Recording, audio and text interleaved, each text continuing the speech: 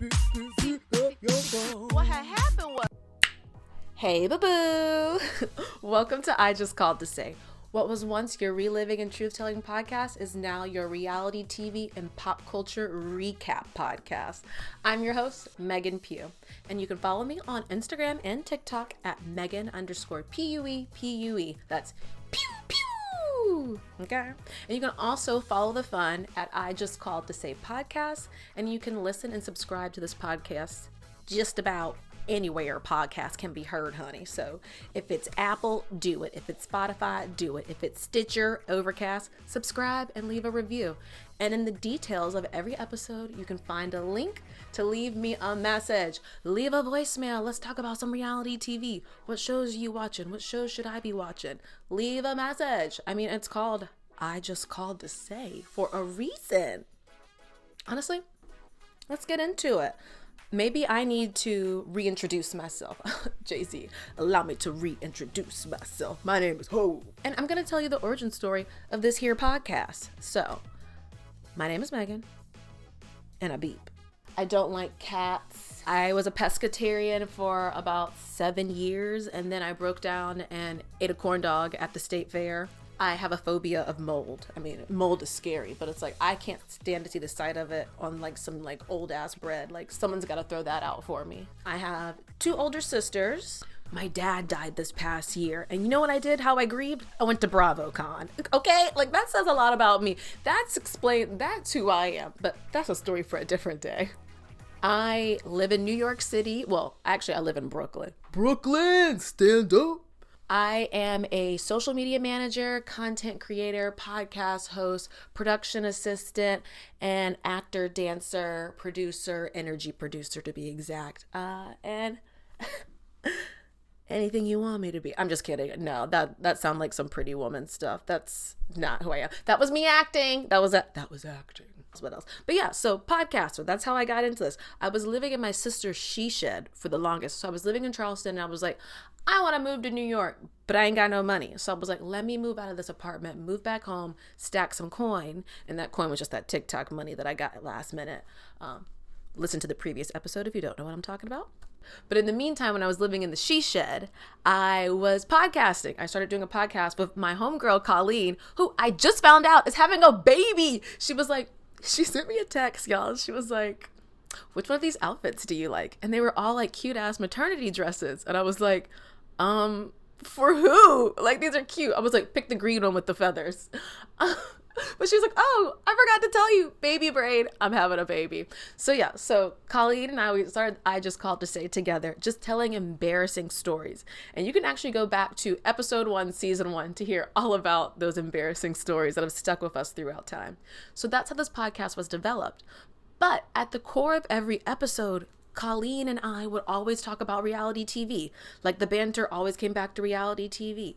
Anytime we brought up an embarrassing moment, we'd be like, it kind of reminded me of Real Housewives, or it kind of reminded me of Below Deck. There was always something to compare it to that was reality TV related. And that was just always the center of our universe with this podcast. So hence the rebrand.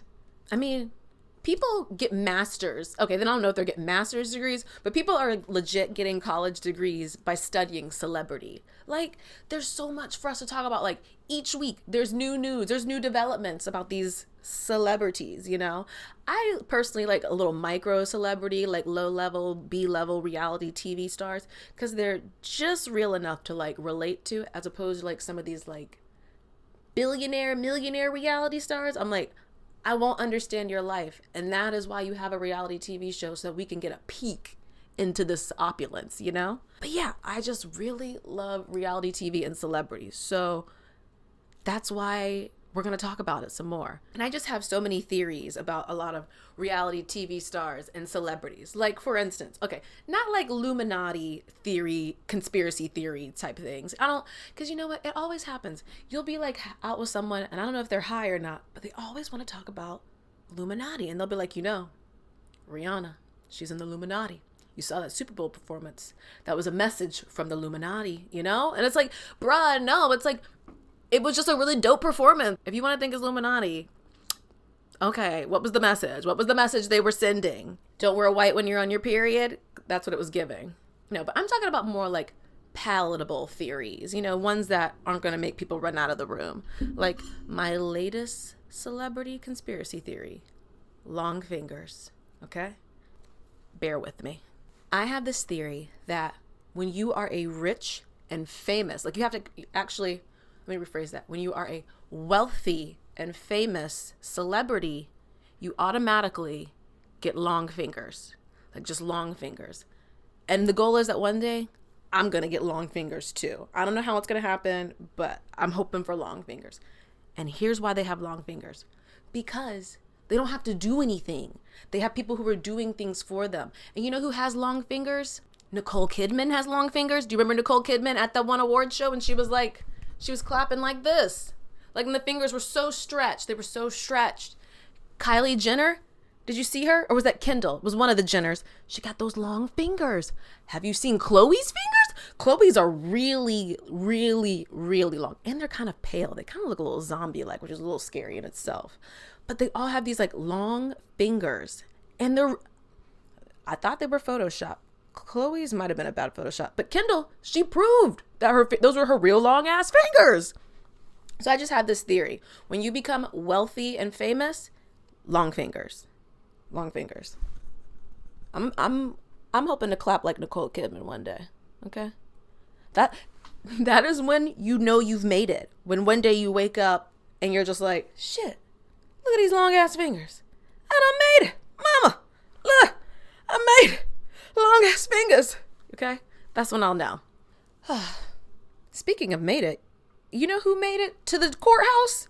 Drew Sidora. Did y'all hear about Drew Sidora from the Real Housewives of Atlanta? She beat her husband Ralph by 1 hour to the courthouse to put in her divorce papers, because people were saying he divorced her, but technically she divorced him. It was like divorce race. Divorce race. That sounds like a reality show right there. Divorce race. Now, it could be a reality TV competition where it's like we're doing like obstacle courses, kind of like American Ninja Warrior style. And whoever wins, I don't know what the prize is. Divorce, I don't know. Or divorce race could be like a documentary style reality TV show where we're following people who are on the track to divorce. And we'll see who crosses the finish line or who doesn't even make it past the finish line. Did I just create a new show? Oh my God. Who's looking? I'll work on the elevator pitch on that one. Divorce race. Shit. Divorce race. I love that. Okay, but anyway, Drew Sidora, she beat him by 1 hour to file for separation. And personally, I love this for Drew Sidora because I still have questions about Tampa. Yes, Ralph, you never answered about Tampa. We're still stuck on what season was that. We just wanted to glaze over you running away to Tampa for a weekend? Bruh, we got questions. You got a whole family back at home you got to answer to. Tampa. She should have divorced him then and there that season. Because honestly, Drew can do bad all by herself. She's amazing. If anyone watched That's So Raven growing up, Drew was on That's So Raven. And she was Eddie's girlfriend. And she was an amazing actress on that. And she was also in the movie, the First Step Up movie. She was the friend of the girl. Okay? Because you know they love to put black people as the friend, the best friend and everything. But yes, Drew was that girl. She was that girl. And so I need Drew to get back into her acting career. I need her to not think about Ralph and to get back into her acting career. She'd be great at hosting something too. Like I could see her hosting a show kind of like how Nick and Vanessa do. Like she could host she could host Divorce Race. Drew Sidora, the new host of Divorce Race, the show that I'm creating. Yes, okay. But anyway, Divorce Race coming to you soon. Ish, we'll see. It's in pre-production. But you know what's coming soon? On Wednesday, a new episode of I Just Called to Say. Do you guys watch The Ultimatum? Well, if so, you're going to want to listen to this episode. Spoiler alert, it's about season 3. We're talking with an anonymous guest who just wrapped production on season 3 of The Ultimatum, which was filmed in Charlotte, North Carolina. So if you want to hear more about that, make sure you tune in on Wednesday. Like, subscribe to I Just Called to Say podcast, share it with a friend, and leave a voicemail for me. I would love to have you on the show. I need more co-hosts. I need more people to talk to about this. We got a banta, babes. Please, let's talk about a show. All right, so I'll see you next week. You coming through?